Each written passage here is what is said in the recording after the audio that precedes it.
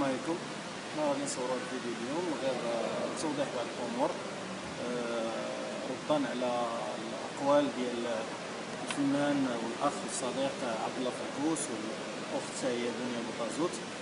حنا تفاجئنا، حنا الان في ميامي في الديار الامريكيه. تفاجئنا بواحد الفيديو في اليوتيوب تيهضر على انهم تعرضوا للنصب والاحتيال من طرف واحد الجمعيه سميتها شباب اورلاندو اللي كيرأسها الاخ ياسين عمير.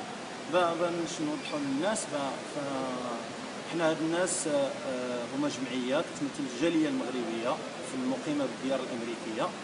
توجهوا بالدعوه الجمعيه ديالنا جمعيه اصدقاء الفن والصحافه اللي فيها مجموعه من الفنانين والصحفيين كسعد سولي، مصطفى بوردون، سعيد المسكير، هشام فراج، عبد الربيه، محمد الروحلي، العديد من الاسماء، فاطمه خير، من العديد من الاسماء كفنانين صحفيين.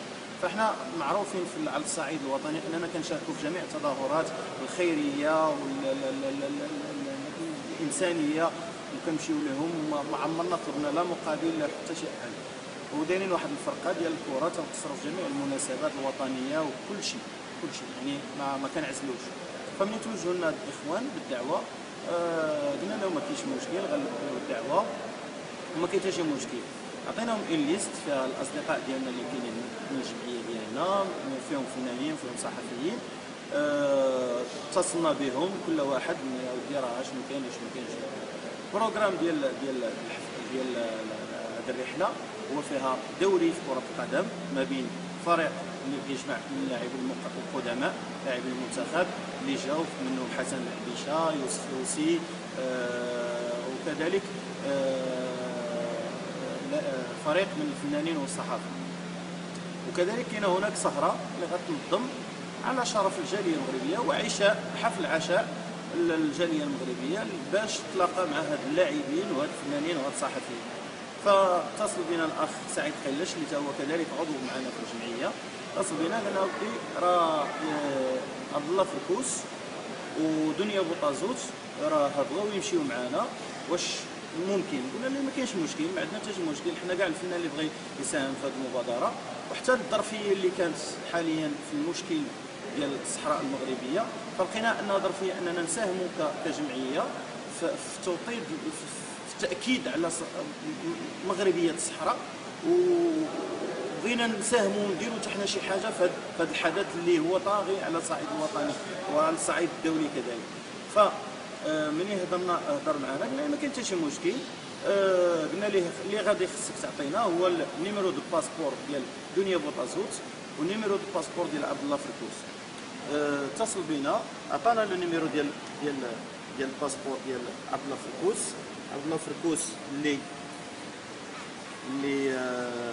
الاسم الحقيقي ديالو هو عبد الله توكونه ارتيست.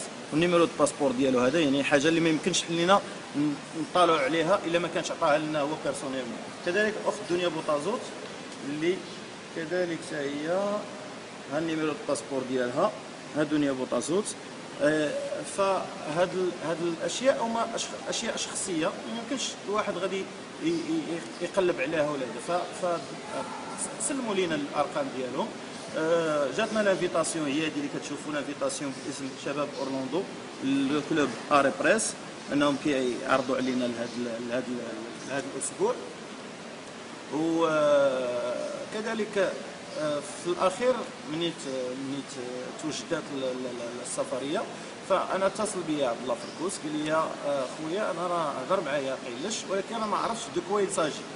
لو دا عبد الله انت صاحبي انا غنشرح لك. هاد الناس دايرين واحد الدوري في كره القدم عارضين علينا باش نمشيو نشاركوا معاهم. قال لي انا شنو علاقتي بالكره؟ قلت له انت كفنان غتجي تحضر معنا داكشي. قال لي ودي انا ما مساليش، انا عندي خدمه في هذيك لا دات اكزاكت، انا ما مساليش. الاخوان ديال شباب اورلاندو كانوا ديجا طبعوا اون افيش ديال لا سواغي، وهذيك لافيش ماشي طبعات وتوزعات كيف تقال في الفيديو ولا كيف وصل لي شي حد. انا ما عرفتش، انا عبد الله فركوس نعرفو مزيان، يعني غالبا وصلته معلومات خاطئه. فهاد لافيش كانت افيش وحده معلقه في واحد هذا، لان هذه راه امريكان ماشي هي المغرب، ماشي كنعلقوا لي زافيش في اي بلاصه، كانت معلقه في بلاصه وحده كتعلم الجاليه المغربيه بان هناك، وتوزعت عبر الفيسبوك. هما الاخوان داروا واحد الثمن رمزي اللي هو $50.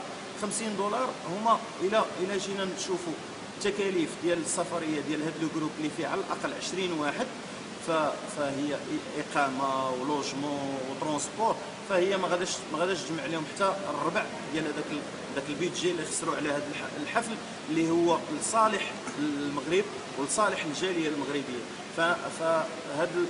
هاد الاشياء اللي وقعت، فكنظن ان عبد الله فركوس يعني هو اكبر من انه يوصل لهاد الاشياء البسيطه، فغير هو انا كنظن انه وصلتهم معلومات خاطئه. بالنسبه لي انا تلاقيت معاهم وشرحت لهم شنو كاين. دنيا بوطازوت هضرت معاها في اكادير، قالت لي انا لو 28 ما غنكونش في المغرب، قالت لي كون حيت ليفينمون كان نورمالمون في لو 21، قالت لي كون اجلوها شويه نقدر نكون حاضره معاهم.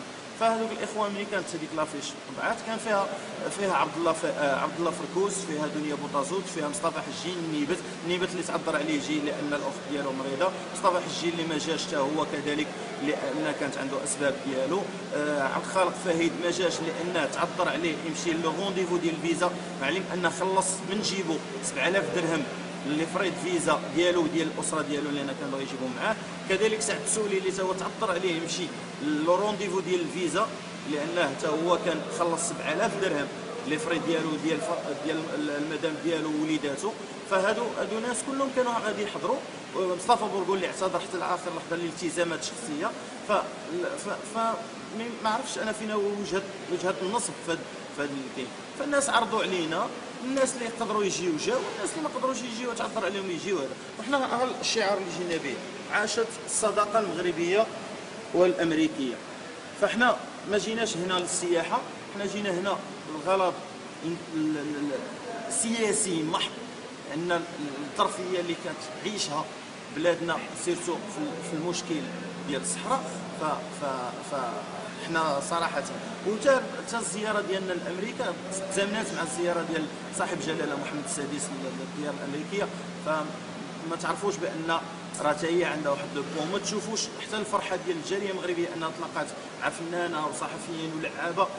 فصراحه هذيك الفرحه اللي شفنا في عينيهم، فكنت كنتمنى من الاخوان كلهم يجيو ويشوفوا داكشي بعينيهم. ما كانش غيكون هادشي كامل، وانا متاكد ان فركوس ودنيا راه غير وصلتهم معلومات خاطئه وتم التضليل ديالهم، لان حتى الطريقه ديال الاخوان كيفاش كانوا كيستجوبوهم في هذاك الحوار يعني كانت اشاره لانهم باغيين يوصلوهم لواحد هذا.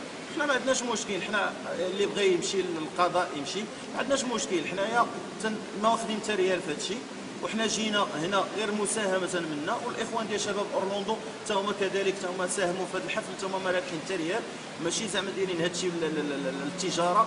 فزعما حنا خصنا نكونوا اكبر من هادشي، وهادشي غير التوضيح للراي العام. ميرسي.